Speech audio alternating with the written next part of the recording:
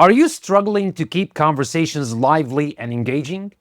Well, in this video, I will share some practical tips on how to dodge awkward silences, avoid the dreaded one-word answers, and keep any conversation flowing smoothly. All right, let's get to it then. Now picture this. You're at a party, drink in hand, and you've just introduced yourself to someone. You both smile, you both nod, and then, what now? Do you ask about the weather, their job, their pet iguana? If you're wondering how to keep the flow going without slipping into the conversational equivalent of quicksand, you're not alone. Ever feel like you're one question away from staring at your shoes in uncomfortable silence? How do some people manage to keep things lively and interesting without feeling like they're reading off a script? Today, we're unraveling the secrets of how to keep a conversation going without sounding like a robot or a detective grilling someone for evidence. Are you ready? Let's break it down. Well, first, the number one rule. Be genuinely interested. Yes, I know, groundbreaking stuff. But think about it. How many times have you asked someone a question and then completely zoned out before they even started answering? Well, it's just me. Okay, great. Let's assume that it never happened to you and it just happened to me, but let's learn a trick or two about dealing with that. Now, here's the trick. Don't ask just to ask. Ask because you actually want to know. If they say they're a biochemist, ask them what got them into that in the first place. Don't just nod politely and go, "Oh, cool."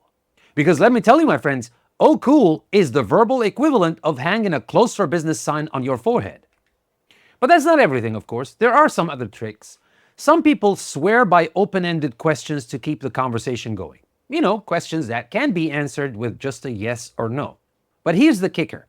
Don't go overboard. You're not a talk show host interviewing the president. You're just talking to another human being who hopefully will leave with a good impression of you and not a list of questions they felt pressured to answer. Instead, go for something like, "What's one thing you love about your job?" Or, "If you could do anything else in life or for a living, what would it be?" Suddenly, you've taken them out of the robot mode they might have been into for work questions and into a real conversation. But wait, let's say you've nailed the questions. You're interested, you're engaged, and nothing. They're giving you one-word answers, or even worse, polite but firm smiles that practically scream, "Help! I'm trapped in this conversation." And if that happens, it's time for a lifeline. Bring up relatable experiences. No one can resist, "Oh, that happened to me once" moment. Got a story about stuck in an elevator, a pet that ran away but somehow ended up at the neighbor's house? These little tidbits can save you from the conversational Bermuda Triangle. And here's where the humor comes in. Think about it.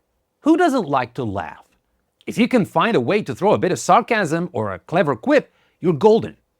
Not only does humor make you more likable, but it also makes the other person feel more at ease. Now, of course, you don't have to be a stand-up comedian to pull that off. You could say something like, "Well, at least you didn't end up stuck in a meeting that could have been an email." And suddenly you've bonded over the universality, relatable tragedy of pointless meetings. Now, finally, let's talk about a technique that only the brave dare use. Strategic silence. That's right. Sometimes silence is golden. The best conversations have a rhythm, a give and take, a natural ebb and flow. If you're jumping in to fill in every nanosecond with sound, it can get a bit exhausting for both of you. Instead, try letting a moment or two of silence hang. Give the other person a chance to jump in with their own thoughts. Plus, silence gives you a moment to think, instead of blurting out the first random thing that comes to mind, like, "So, what's your stance on garden gnomes?" You can do that, my friends. Silence has its places as well. Now, keeping a conversation going doesn't have to be hard, awkward, or rehearsed. In fact, the more genuine you are, the more natural the conversation will feel. People want to talk to someone who listens, engages, and maybe even makes them laugh. So the next time you're in that dreaded "what do I say now" moment, remember to be curious. Bring in a bit of humor and let the conversation breathe. And here's your food for thought. What would happen if you approach your next conversation with the goal of just enjoying it, instead of worrying about whether you're interesting enough? Give it a try. Who knows? You might just become someone's favorite conversationalist. Well, let me know what you think in the comments. Has it ever happened to you? Yeah, I'm sure. I'm the only one with those awkward moments. They just happened to me, never happened to you. But if you would like to share a moment or two with me, you can do that in the comments section. And with that being said, thank you very much for watching. And remember, never stop learning with English Plus Podcast. I'll see you next time.